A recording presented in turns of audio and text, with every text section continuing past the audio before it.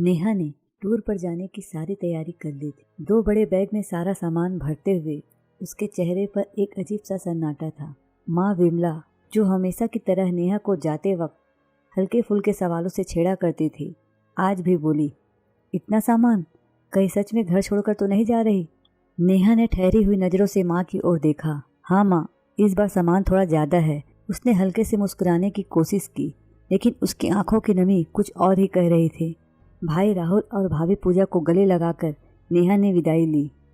दरवाजे पर खड़ी माँ को देखते हुए उसने एक पल ठहर कर कहा, माँ, मैंने अलमारी में आपके लिए एक चिट्ठी रखी है, जब समय मिले तो पढ़ लेना।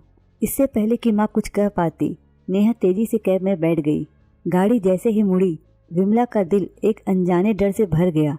उनकी उंगलियां कांप रही थी जब उन्होंने नेहा की अलमारी खोली और वहां रखी चिट्ठी निकाली। बेड पर बैठते हुए उन्होंने धीरे धीरे चिट्ठी को खोली। चिट्ठी में लिखा था, माँ, मैं जा रही हूँ, लेकिन इस बार किसी टूर पर नहीं। मैंने अपना ट्रांसफ़र दिल्ली से मुंबई करवा लिया है।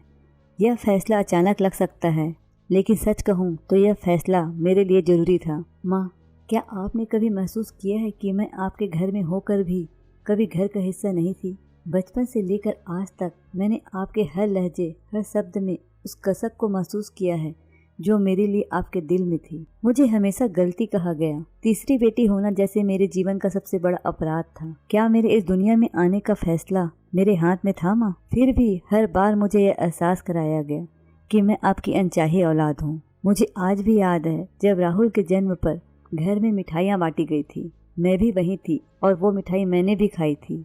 लेकिन उस दिन पहली बार मैंने आपके चेहरे पर वो खुशी देखी थी जो मेरे जन्म पर कभी नहीं दिखी। पहले तो मैं समझ ही नहीं पाती थी कि हम भाई बहनों में मुझसे इतना फ़र्क क्यों किया जाता है। क्यों आपने मुझे कभी राहुल, रिया और अंजलि दी की तरह प्यार नहीं दिया? क्यों मुझे वो खास जगह कभी नहीं मिली जो शायद एक बेटी को मिलनी चाहिए थी? मैं भी तो आपके ही खून का हिस्सा थी। फिर मुझ में ऐसी क्या कमी थी? पर धीरे धीरे वक्त ने समझा दिया, मैं आपकी अनचाही औलाद थी। तीसरी बार आपने बेटे की आस लगाई थी, लेकिन मैं आ गई और शायद तभी से मेरी पहचान बस एक गलती बनकर रह गई। आपके चेहरे की वो उदासी और आंखों का वो खालीपन मेरे लिए हमेशा एक सवाल बनकर रह गया। आपकी हर उपेक्षा ने मुझे अंदर तक तोड़ दिया है। माँ, याद है जब मैं छोटी थी और छुट्टियों में आपको हर बार यही कहते सुना, नेहा को मामा के घर भेज दो। आपको शायद यह नहीं पता कि हर बार जब मैं किसी और के घर जाती थी तो मुझे लगता था कि मैं बोझ हूँ। मामा के घर का काम करती, मौसी के घर किचन संभालती। कभी कभी तो मैंने रोते हुए रातें बिताई, लेकिन आपसे कुछ कहने की हिम्मत नहीं हुई। मुझे सबसे ज़्यादा दर्द तब हुआ जब मैं बीमार पड़ी थी और आपने सिर्फ इतना कहा, राहुल को ज़्यादा देखरेख की ज़रूरत है। माँ, क्या मैंने आपसे कभी कुछ ज़्यादा मांगा? मैंने तो हमेशा बस थोड़ा सा प्यार और आपके दिल में अपने लिए थोड़ी सी जगह चाहिए थी। लेकिन आपकी हर बात ने मुझे यह महसूस कराया कि मैं घर की नहीं हूँ। राहुल के हर सपने के लिए आपने अपना सब कुछ झोंक दिया, लेकिन मेरी छोटी छोटी ख्वाहिशें भी अनसुनी रह गई। अगर आज रिया दी और अंजलि दी ने मुझे ना संभाला होता, मुझे पढ़ा लिखा के अपने पैरों में खड़ा ना करते, तो पता नहीं मेरा क्या होता। माँ, मैं जा रही हूँ, लेकिन आपको छोड़कर नहीं। मैं उस दर्द से दूर जा रही हूँ जो मुझे हमेशा यह एहसास कराता रहा कि मैं आपकी गलती हूँ। मैंने अपने जीवन को खुद बनाने का फैसला किया है। शायद वहाँ उस नए शहर में मैं खुद को पहचान सकूं।